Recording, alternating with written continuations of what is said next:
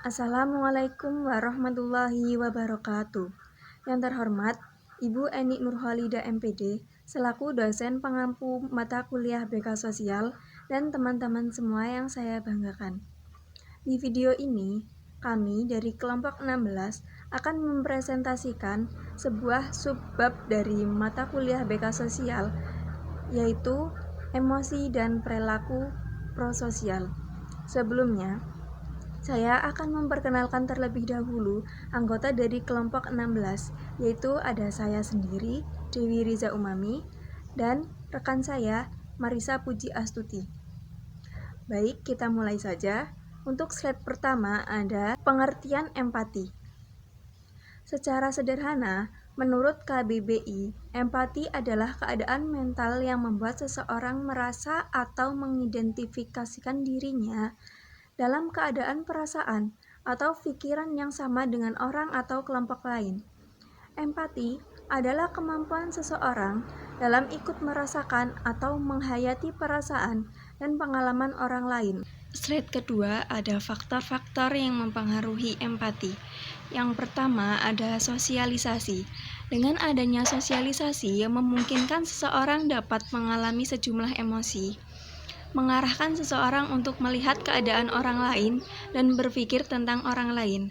Yang kedua, ada perkembangan kognitif. Empati dapat berkembang seiring dengan perkembangan kognitif yang bisa dikatakan kematangan kognitif, sehingga dapat melihat sesuatu dari sudut pandang orang lain.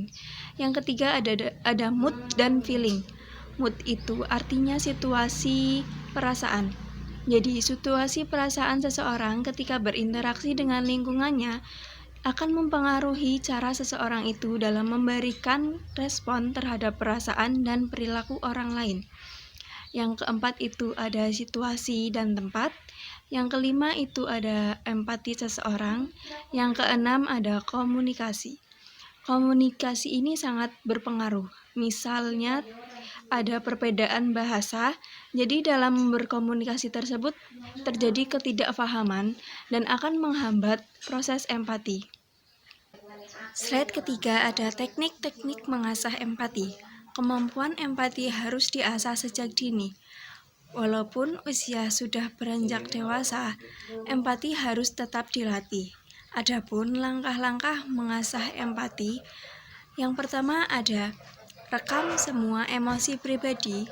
Yang kedua ada perhatian lingkungan luar atau orang lain.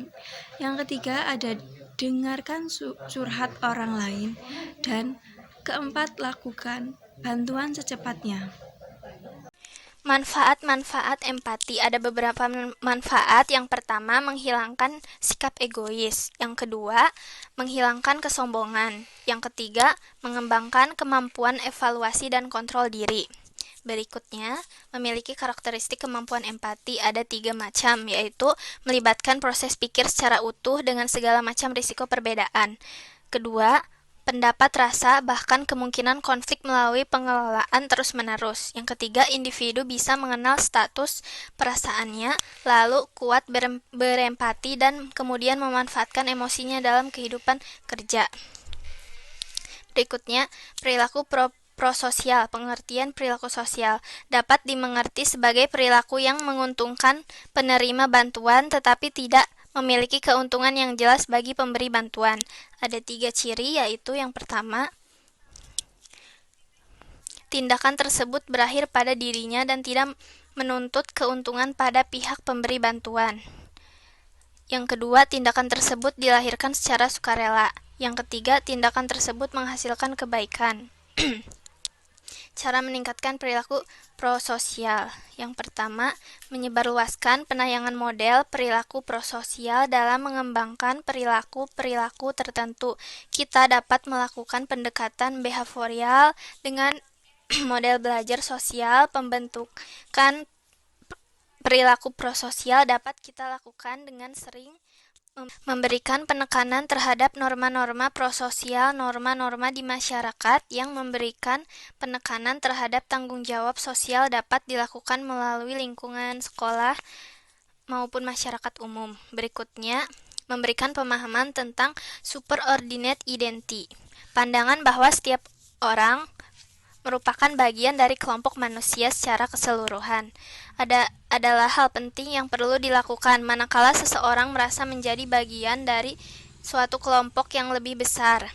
Ia akan berusaha tetap berada di kelompok tersebut dan akan melakukan perbuatan yang menuntun ia dapat diterima oleh anggota kelompok yang lain. Cukup sekian presentasi dari kelompok kami. Jika ada salah kami mohon maaf. Wassalamualaikum warahmatullahi wabarakatuh.